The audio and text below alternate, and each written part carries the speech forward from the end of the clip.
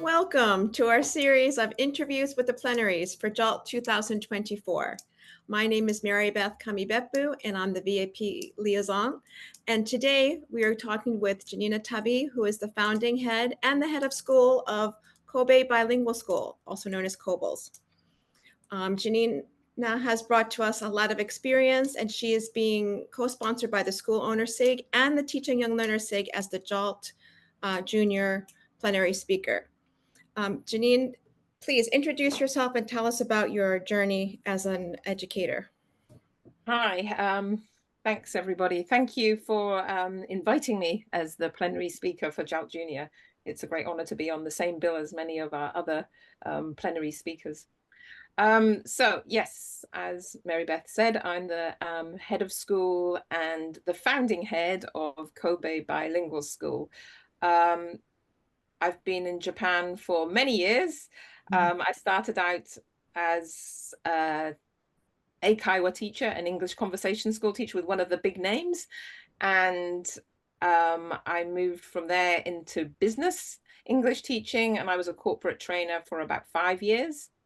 After that, I had my children, and during that time I took part-time jobs at university, and I was all set to have a full-time job at university when a situation arose where I had the opportunity to follow my long-time dream and start my own school. And so I think I made the decision in February, and then in the April 2008 I opened international kindergarten and an after-school program for children who were better at English than usual. So it was focused on children who were either wanting to build fluency or were fluent already or good speakers of English already.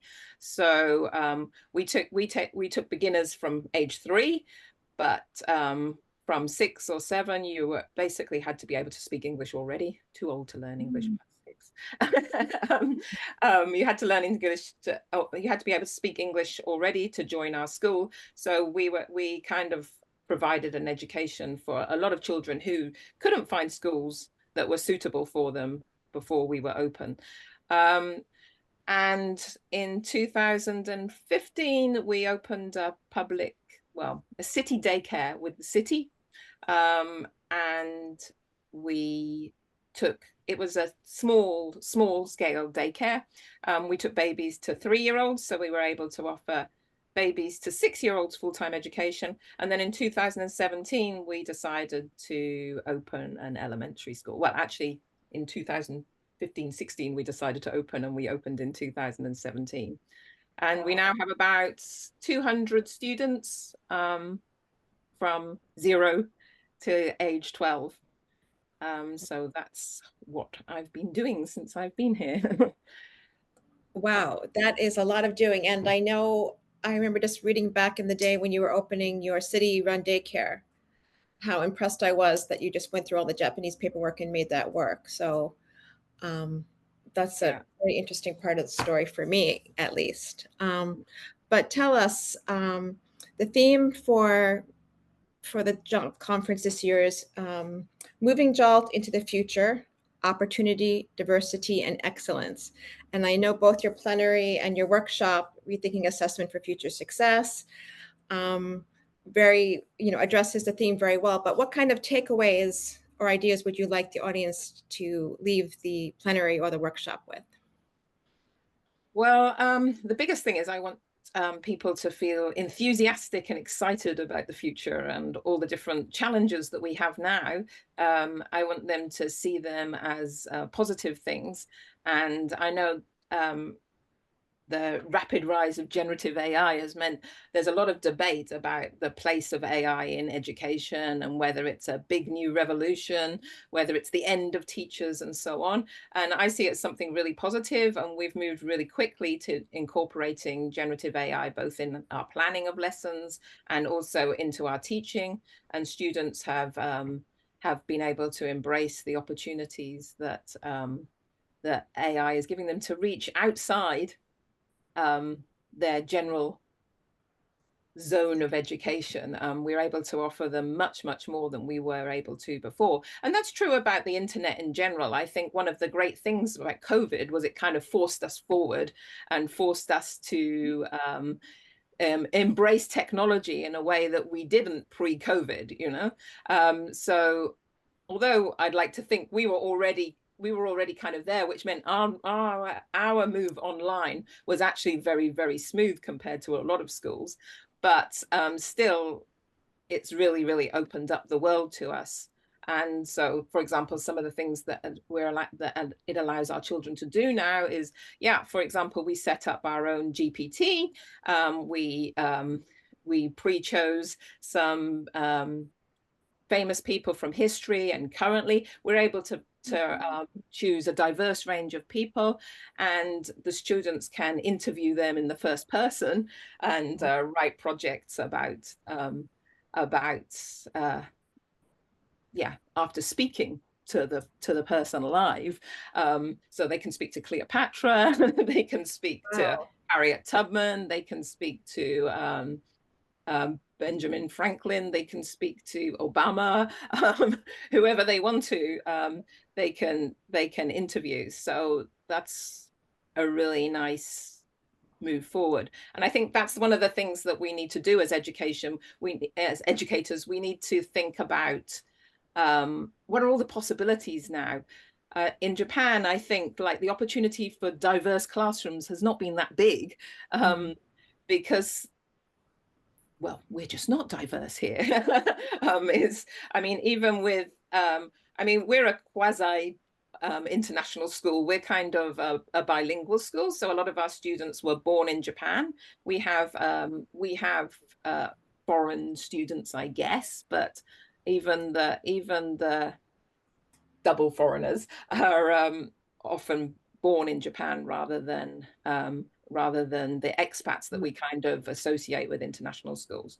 So while we do have some diversity among our student body, obviously they don't have opportunities to meet, for example, people with different, with disabilities, or even like interact with the LGBTQ community or things like that. And as the internet allows us to, we're able to offer those our children those opportunities to meet different kinds of people, either live on Zoom like this, or actually invite people into the school, which we could always do, of course, but we've got that balance of opportunities.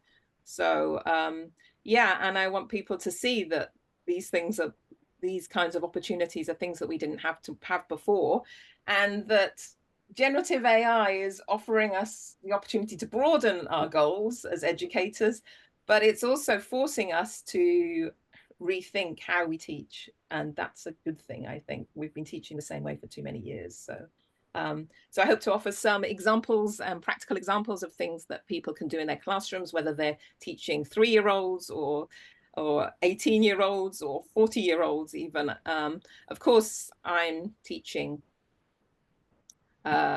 children age up to 12, up to 15 actually, so junior high school students too, but I have had a broad experience, and because our students speak English rather well, we have projects that can lend themselves to adoption in university and so on. So I hope to give people practical examples, energy and enthusiasm really for future forward education being more than a buzzword, being something that we actually do and we embrace. So yeah. Well, that sounds great, because you've already given me a lot of ideas about generative AI, or how to bring more authenticity into the classroom. Right. But with your other hat, with your school owner's hat on, what kind of, everyone at JALT will probably be teachers or related to teachers, but not everybody is a school owner. And I think it's exciting that you can offer both perspectives. So yes. do you hit on that at all? Yeah, I mean, I don't know what people want to know as a school owner. I mean, it's yeah, it's a big thing. Obviously, we have 3 different statuses in our school. So our hoikuen, our daycare, is ninka, which means it's fully registered and recognized and subsidized by the city. And then our kindergarten is ninka gai, which in that only Japanese way. It kind of means registered, unregistered, recognized, unrecognized.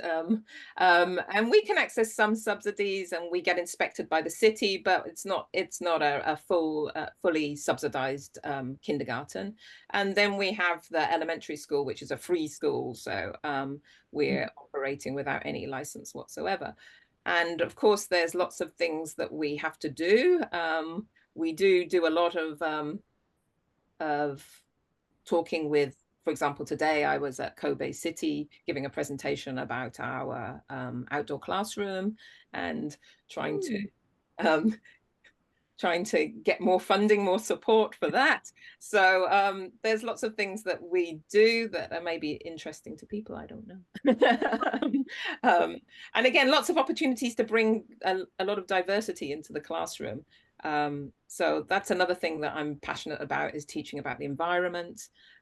We have an outdoor classroom, we have our own farm, and we work with community members, we work with corporations, and we get small sponsorship from those bodies. And yeah, there are a lot of opportunities for exciting things, I think, right now, whether you're a teacher or a school owner. So. Wow, they all sound very exciting, and the fact that you've been able to work the system to make things better at your school, and to even embrace all three different levels at your one school and manage it so well, certainly sounds inspiring. Yeah, and I think that's what I want to push on people, that we need to be working together with business, and we need to be working together with the city and with the community, and all those things are opportunities. And that's what we can do that generative AI really can't do, is teach real communication.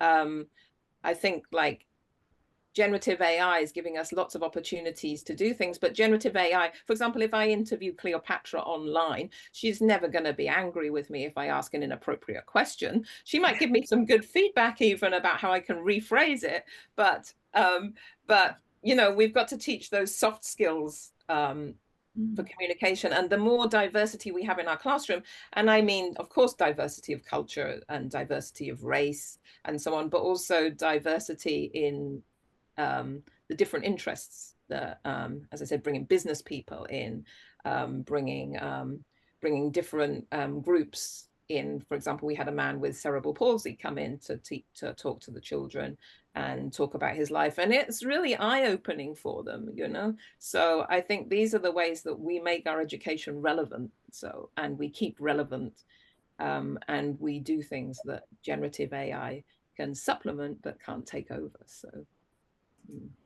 well, that's such a great perspective of kind of honoring both sides of technology, but also, as you said, the soft skills, or finding our way as either teachers or educators, school owners, in whatever role we can. Well, is there anything else that we should cover tonight? I don't know. You tell me. I'm excited. We've already spoken on some of these topics, and after this interview, I'm even more excited to hear your plenary and go to your workshop, and hopefully you can catch Janina at JALT live and in person. So we'll close here. Thank you, Janina, for your time, and we look forward to seeing you in Shizuoka. I'm looking forward to seeing everybody. Yeah, I'd really love you to come to my plenary, to come to my workshop, but also catch you around for informal discussions as well. So I'm looking forward to it all. And again, thank you for inviting me. It's a big honor. And especially for the 50th anniversary. Wow. Thank you. Thank you very much.